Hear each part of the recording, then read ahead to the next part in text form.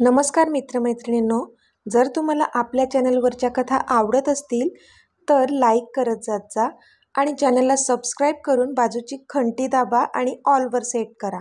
म्हणजे जेव्हा जेव्हा मी नवीन व्हिडिओ किंवा कोणतीही नवीन पोस्ट अपलोड करेन तेव्हा ती सगळ्यात आधी तुमच्यापर्यंत पोहोचेल.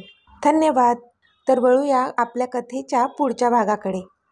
बास कर युवी, बंद कर तुझी ही नाटकं. होती नव्हती ती सगळी लाज सोडली आहेस का गं? अगं तुलाच अक्षय आवडायचा ना लहानपणापासून, आणि म्हणून तू त्याच्याशी लग्न करण्यासाठी होकार दिलास. तुला विचारूनच मी गोष्ट पुढे सरकवली होती ना. आणि आत्ता तू काय म्हणतेस तर त्याच घरातल्या दुसऱ्या मुलावर तुझं प्रेम आहे. मग अक्षयचं काय? त्याच्यावर पण तुझं प्रेमच होतं ना. मग या 6 महिन्यात असं काय झालं की तू अक्षयला सोडून त्याच्याच भावाच्या प्रेमात पडलीस? मी वंसना काय तोंड दाखवणार आहे? जिला ते खूपच सालस सुसंस्कृत मुलगी समजतात ती तर शी. मला बोलायला पण लाज वाटते. मला कळतच नाही की ही तीच युवी आहे का जिला मी लहानपणापासून पाहते, जिच्यावर मी अगदी योग्य संस्कार केलेत. सुमनताईंचा पारा आता चढला होता आणि इथे युवी मात्र सुन्न झाली होती. त्यांच्या सगळ्या प्रश्नांची उत्तरं होती तिच्याकडे, पण आता ह्या क्षणी ती आपल्या आईला कशी पटवून द्यायची हा मोठा प्रश्न होता तिच्यासमोर. बिचारीला काहीच कळत नव्हतं. त्या दोघांचं प्रेमाचं नातं हे असं समोर येईल असं कधीच वाटलं नव्हतं तिला. पण आता नक्कीच आईला समजावताना जीवाचं रान करावं लागणार होतं तिला. आता पुढे. आई, तुला जसं वाटते तसं काहीच नाही आहे गं. तुला मी सगळं समजावून सांगते, युवी बोलली. आता ऐकायला काही शिल्लक ठेवलं आहे का तू? ज्या घरात सून बनून जाणार आहेस तिथल्याच दुसऱ्या मुलाबरोबर? शी. सुमनताई कसं तरीच तोंड करत बोलल्या. पण त्यांचं असं बोलणं मात्र एखाद्या तलवारीसारखं टोचत होतं युविकाला. तिच्या काळजावर मात्र थार थार वार होत आहेत असं वाटत होतं तिला. कारण ज्या प्रकारे सुमनताई बोलत होत्या त्या त्यांच्या नात्याला खूपच वाईट पद्धतीने बघत होत्या हे स्पष्ट दिसत होतं. तिच्या डोळ्यांतून आता अश्रू वाहू लागले होते. पण आई, तू एकदा ताईचं ऐकून तरी घे ना. मीही का मध्येच बोलली, कारण ती तिच्या ताईला तसं पाहू शकत नव्हती. तू गप्प राहा, मी बोलते ना तिच्याशी, तू मध्ये मध्ये करू नकोस, सुमनताई चिडून बोलल्या.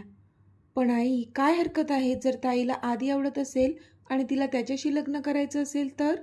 मीही का हिंमत करून बोललीच. मिहू, लहान आहेस, लहानासारखीच वाग. उगाच मोठी असल्यासारखी बोलू नकोस. तुला अजून काही कळत नाही, सुमनताई चिडून बोलल्या. पण आई, मिहू बोलतच होती की सुमनताईने धारदार नजर तिच्यावर टाकली. तशी ती शांत झाली. पण आई, तू काहीच ऐकून नाही घेतलंस तर तुला सत्य कसं कळेल? युविका पोटतिडकीने बोलली. जे कळायचं होतं आणि जे बघायचं होतं ते सगळं पाहिलंय मी. आता मला एक शब्दही ऐकायचा नाहीये. तुझ्या होणाऱ्या आत्तेसासूने जे जे शब्द बोललेत ना त्यानेच पोट भरलंय माझं, सुमनताई डोळ्यात अश्रू आणून बोलल्या. म्हणजे हे सगळं सविता आत्तेने केलंय तर? युविकाने चिडून विचारलं. कोणी काय केलंय त्यापेक्षा तू स्वतः काय केलंयस ते का नाही बघत तू? सुमनताई बोलल्या. मी काहीच चुकीचं केलेलं नाही आई, युविका ठामपणे बोलली. काय चूक काय बरोबर हे कळायला अजून लहान आहेस तू, सुमनताई बोलल्या. माझं प्रेम आहे आधीवर, युविका बोलली. प्रेम प्रेम प्रेम, फक्त मोठे मोठे शब्द वापरून काही होत नसतं युवी. अजून तू लहान आहेस, तुला चांगलं वाईट काहीच कळत नाही. तुझ्यासाठी मी अक्षयला निवडलंय आणि तुझं लग्न त्याच्याशीच होणार, सुमनताई बोलल्या. पण मला मान्य नाही आहे हे लग्न, युविका रागाने बोलली. हे बघ युवी, सुमनताई बोलतच होत्या की त्यांचा फोन वाजला. फोन ऑफिसमधून होता म्हणून त्यांना घ्यावाच लागला. हो हो, मी लगेच आले, सुमनताई बोलल्या आणि त्यांनी फोन कट केला. तू चल माझ्यासोबत, असं म्हणून सुमनताईंनी युविकाचा हात पकडला आणि त्या तिला खेचून घेऊन गेल्या. आई, सोड माझा हात, मला दुखतंय. काय करतेस तू? युविका रडवेला चेहरा करून बोलली. जे मला ह्या आधीच करायला हवं होतं, पण मीच खूप मोकळीक दिली होती तुम्हाला, त्याचाच मोबदला मिळतोय मला, सुमनताई चिडून बोलल्या आणि त्यांनी तिला तिच्या रूममध्ये ढकललं आणि तिचा फोन पण काढून घेतला. त्याने तिला तिच्या रूममध्ये ढकललं आणि बाहेरून लॉक केलं. आई, दार उघड. अगं काय करतेस तू? युविका आतून ओरडत होती, पण सुमनताईंनी डोळे पुसले आणि त्या तिथून जाऊ लागल्या. तोच समोर त्यांना मिहिका दिसली. आई प्लीज, तू ताईशी असं नाही वागू शकत, मिहिकाने चिडून सांगितलं. तिला पण तिच्या आईचं तिच्या बहिणीशी असं वागणं अजिबात आवडलं नव्हतं. मी जे करते ते तिच्या चांगल्यासाठीच करते आणि तू जर ते दार उघडलंस किंवा तिला तुझा फोन दिला ना तर माझ्या इतका वाईट कोणीच नसेल. सुमनताई मिहिकाला बोलल्या तशी मिहिकाने नकारार्थी मान हलवली. मी ऑफिसला जाऊन येईपर्यंत मला इथे काहीच गोंधळ नको आहे. तुम्ही फक्त एक प्रेमळ आई पाहिली आहे, पण तुमच्या भल्यासाठी मला पुढे कोणतीही कठीण स्टेप घ्यायला मजबूर करू नका. सुमनताई रागात बोलल्या आणि तिथून निघून गेल्या. मिहिकाने मात्र भीतीने एक औंढा गिळला. इथे युविका जोरजोराने दार ठोठावत होती. ते पाहून मिहिकाला पण खूप वाईट वाटत होतं, पण सध्या तरी ती काहीच करू शकत नव्हती. सुमनताई आता ऑफिसमध्ये पोचल्या होत्या खऱ्या, पण पूर्ण रस्ताभर त्या युविकाचाच विचार करत होत्या आणि आत्तासुद्धा त्यांच्या मॅनेजर त्यांच्याशी काय बोलतोय ह्याकडे त्यांचं अजिबात लक्ष नव्हतं. मॅडम, त्या मॅनेजरने जोरातच हाक मारली तशा सुमनताई भानावर आल्या. हां, काही बोललात का तुम्ही? सुमनताईंनी विचारलं. Are you okay ma'am? त्या मॅनेजरने विचारलं. Yes, I am all right. बोला तुम्ही, सुमनताई बोलल्या.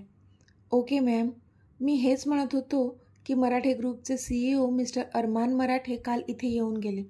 त्यांना आपलं प्रेझेंटेशन खूप आवडलं आहे आणि ते आपल्यासोबत काम करायला तयार आहेत.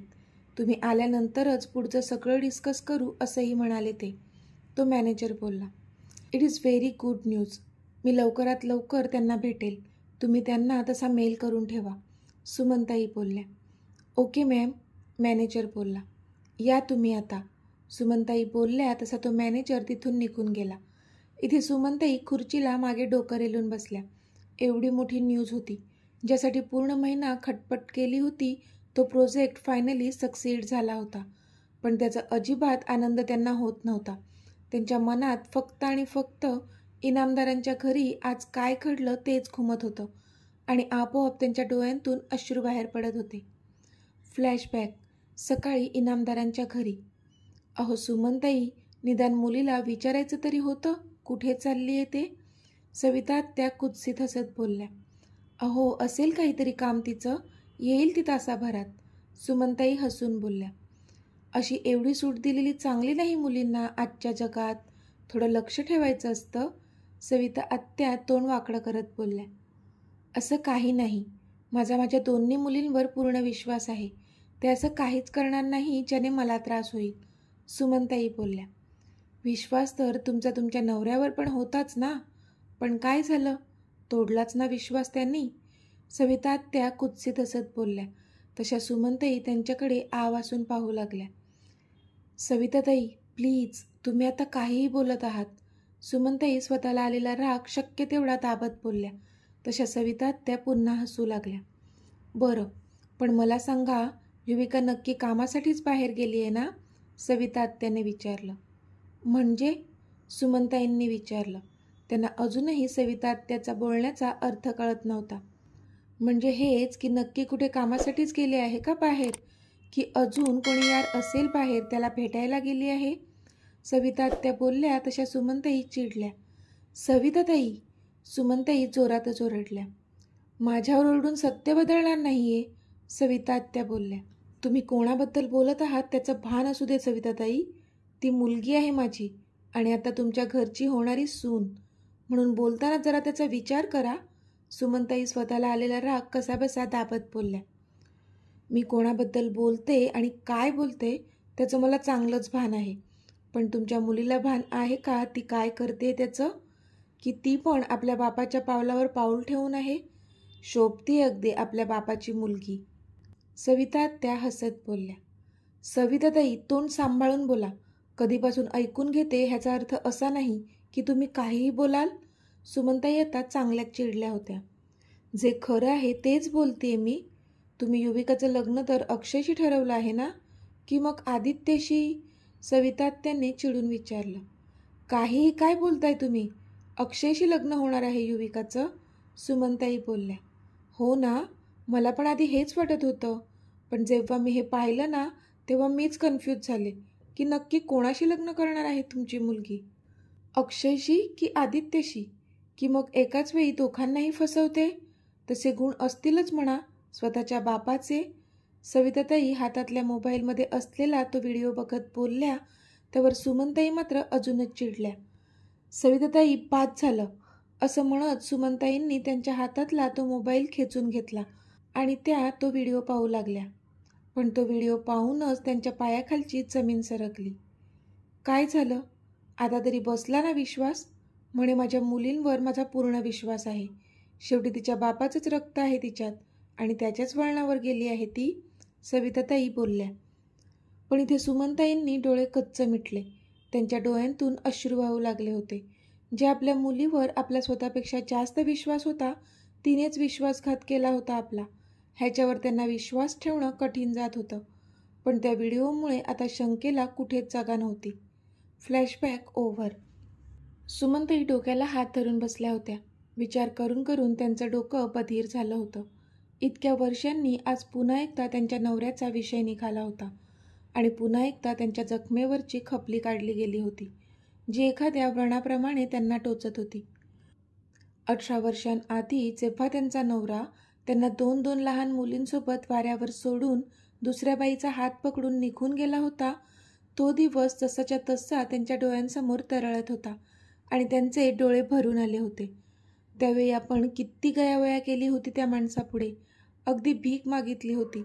पण त्या माणसाला ना आपली दया आली होती आणि नाही आपल्या लहान लहान मुलींची. तेव्हा पण समाजाने आपल्यालाच दोषी ठरवलं होतं, त्यांना नाही. सगळीकडे अंधार दिसत होता, काहीच सुधरत नव्हतं. कसं होणार होतं माझं, ते पण पदरात 2 लहान मुली असताना. पण त्यावेळी खरा आधार दिला तो आकांक्षा वंसननी. त्यांच्या भावाची साथ न देता आपली साथ दिली होती त्यांनी. मला पुन्हा एकदा नव्याने उभं राहण्याची उमेद दिली होती. बिझनेस उभा करण्यासाठी मदत केली होती त्यांनी. आज मी जे काही आहे किंवा माझ्या मुलींचं करिअर आहे ते फक्त आणि फक्त त्यांचीच देण आहे. त्यांच्यामुळेच आज ही चांगली लाईफ आम्ही जगत आहोत.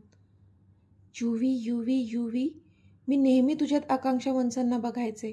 मला वाटत होतं की तू त्यांच्यासारखीच आहेस, पण नाही. शेवटी तुझ्या बापाचेच गुण घेतलेस ग तू.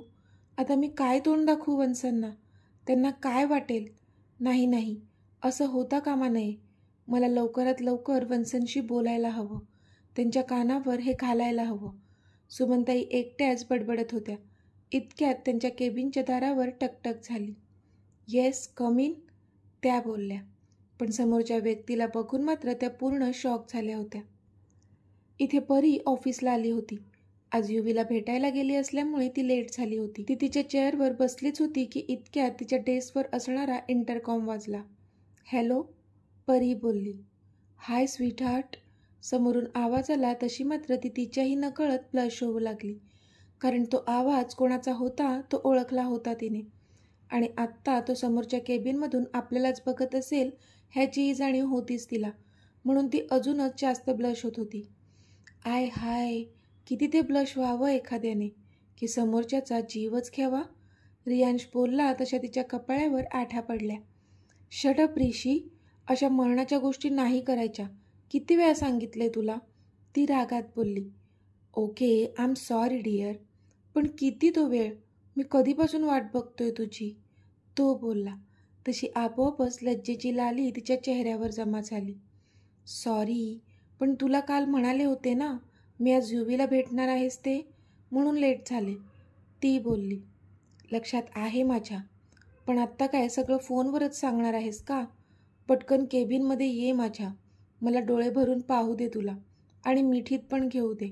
ये पटकन, तो बोलला. पण तिच्या चेहऱ्यावर मात्र खूप मोठी स्माईल आली होती. आलेच, असं म्हणून तिने फोन ठेवून दिला आणि ती त्याच्या केबिनच्या दिशेने चालत गेली. कारण तिला पण कधी एकदा त्याला जाऊन भेटते असंच झालेलं.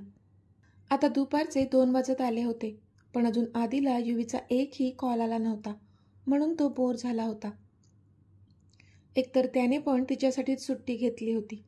पण आता ती 2 दिवस इथे नसणार आहे, म्हणून आपण आता कसं राहायचं तिच्याशिवाय हे 2 दिवस, ह्याचं टेन्शन आलेलं त्याला. आणि तिचा कॉल पण आला नव्हता, म्हणून तो अजूनच बोर झाला होता. नक्कीच रागवून बसली असेल. मी तिचा कॉल नाही घेतला ना सकाळी, म्हणून. चिडकी कुठली. थांब, मीच करतो हिला कॉल. तो स्वतःशीच बोलला आणि त्याने तिचा नंबर डायल केला. पण रिंग जाऊनही ती फोन घेत नव्हती. त्याने पुन्हा फोन लावला, पण परत तेच. Oh shit. Oh sweetie, I am sorry ना dear, please pick up the phone. त्याने मेसेज केला आणि आता तिच्या रिप्लायची वाट पाहू लागला. पण त्याला बिचाऱ्याला कुठे माहीत होतं की तिच्याकडे तर तिचा फोनच नव्हता. मग ती तुला रिप्लाय कुठून देणार होती? तर मित्रमैत्रिणींनो, आजचा भाग तुम्हाला कसा वाटला ते मला कमेंटमध्ये सांगा. आणि जर आवडला असेल तर व्हिडिओला लाईक करा, शेअर करा आणि चॅनलला सबस्क्राईब करून बाजूची घंटी नक्की दाबा. चला तर भेटूया आपल्या पुढच्या भागात. तोपर्यंत धन्यवाद.